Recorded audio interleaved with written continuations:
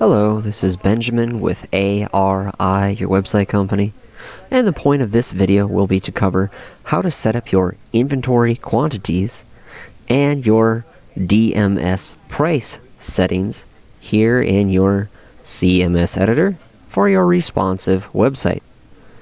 We'll start by going to Integrations.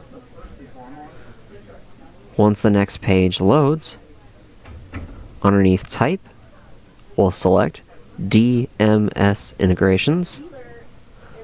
Under System, we'll select ADP Evo. First, we'll go to the Use DMS Pricing Settings. We'll check the box, and then you have two options. If you want to have your DMS prices brought in and overwrite every single price change that you make here in the editor every night when the system syncs, you'll want to choose Overwrite All.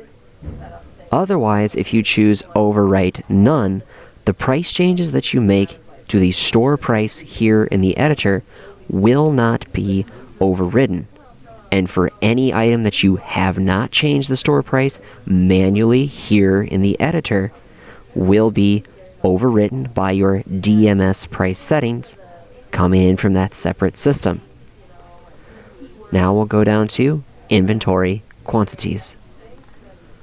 Here is where you'll set the warnings that you have when stock becomes low on one of your parts and accessories or clothing from one of those aftermarket brands.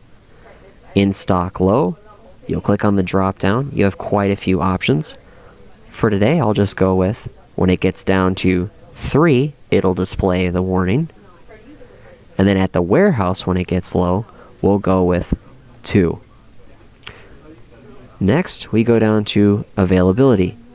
If it's currently in stock, this will be the label for how long it will supposedly take to ship.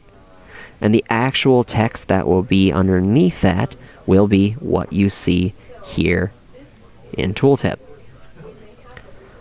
In stock warehouse low, this is the warning that will display when that stock in either the warehouse or your personal stock runs low.